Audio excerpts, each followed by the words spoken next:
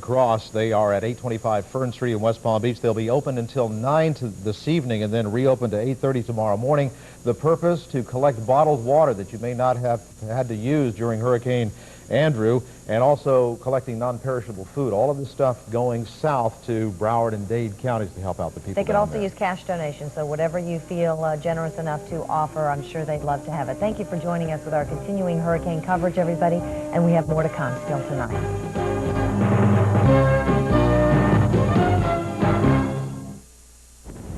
Hurricane Andrew ripped through southern Florida, killing 8 and causing heavy damage. The president on the campaign trail, he has a new job training proposal. And will there be another showdown with Iraq's Saddam Hussein? This is NBC Nightly News with Tom Brokaw. Tonight, sitting in for Tom is Katherine Couric. Good evening. Southern Florida tonight is a disaster area. Hurricane Andrew sliced across the state with heavy rains and powerful winds. It left behind widespread destruction, but officials said it could have been much worse. The hurricane hit land just before dawn, just south of Miami, and followed a path that took it near Naples and into the Gulf of Mexico. NBC's Robert Hager tonight is in Miami with the latest. WFLX TV, West Palm Beach. Now, South Florida and the Treasure Coast's only primetime newscast. With Kurt Fonger and Elizabeth Alex. Live, this is the 10 o'clock news. This morning's dawn, and its sunny promise for a new day. But for too many of our neighbors, this day will be remembered for its dark, devastating hours.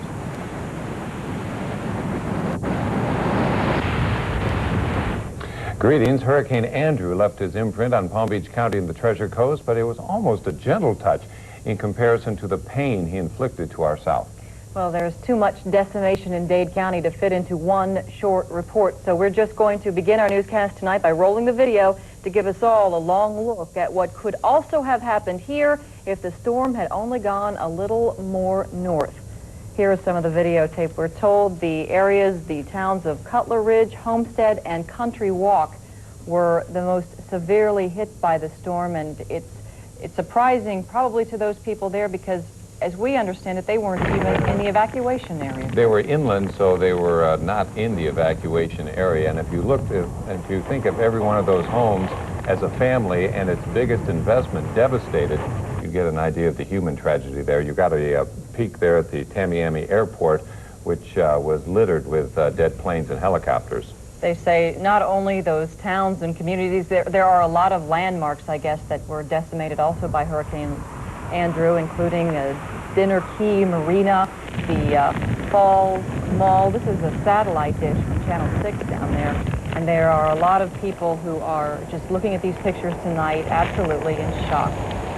Of course, we stayed on the air last night and reported throughout the night, but as you could see with this scene around the Channel 6 in Miami, the television stations are not immune either, and look out for the wind. Exactly. You see those piles coming off those roofs. Also, what we are told is that Homestead Air Force Base no longer exists. It has just been completely flattened as well. The National Guard is on duty tonight patrolling these neighborhoods to try to prevent any looting. And of course, Miami is on a 7 p.m. to 7 a.m. curfew. Also, 1.3 million people were left without electricity. That's including Broward and Palm Beach counties as well. You can see what the winds do, and I believe it looks like those windows were taped up, but still, it came right through. We had gusts up to 160 miles an hour, and that was at the National Hurricane Center in Coral Gables. So you can see the palm trees were either flattened or uprooted or put on a crazy angle. They also said there have been some arrests for looting, but also there's not a whole lot left to loot. And that is what happened in Dade County. National Guardsmen are on watch tonight in Dade County. The mission is to stop looters. Stop fighting. Stop fighting. Stop. Let me go. No. Stop. Man. Authorities say 100 looters tried to help themselves at a mall in Cutler Ridge, but police, with the help of the Guard, managed to put an end to it. Governor Childs has mobilized 1,500 troops to deal with that problem. President Bush is promising fast help to those hit hard by the hurricane. Bush flew into Miami earlier this evening to get a first-hand look at Andrew's devastating impact. He and Florida Senator Connie Mack toured the area. The president had already declared it a disaster, clearing the way for federal aid. I think the state and federal government will do everything we can, and the reason I wanted to see it personally, to be sure we do, too. It's really awful. I don't know how much you've seen of it. Is it worse than what you thought it would be? Well, it certainly is as bad as I thought it would be.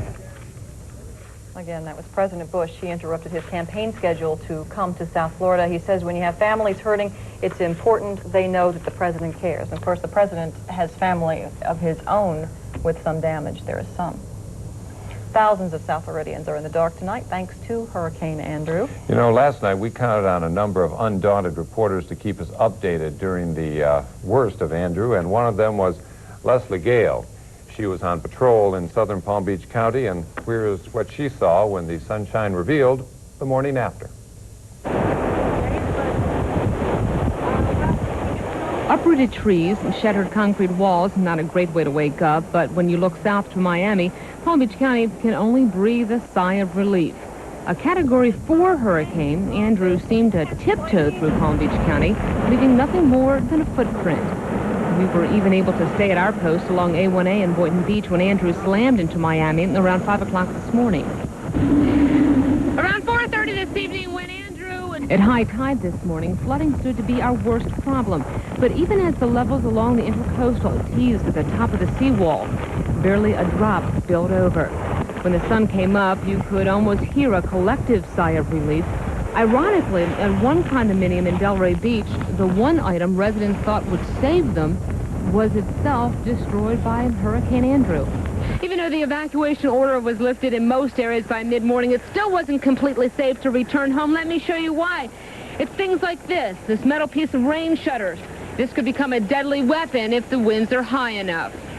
The wind just was more than what the temporary securing could do, that's all. And were you still okay in there? Oh, sure. Snug as a bug. It'll take Palm Beach County a few days to sweep up behind the storm. Fortunately, we'll only need brooms. The bulldozers are headed for Miami. In Delray Beach, Leslie Gale for the 10 o'clock news. It's hard to believe that we had it easy last night from Hurricane Andrew after you see video like that. And after watching some of the reports we had last night. And we're going to be finding out more about Andrew. When we come back in just a few minutes.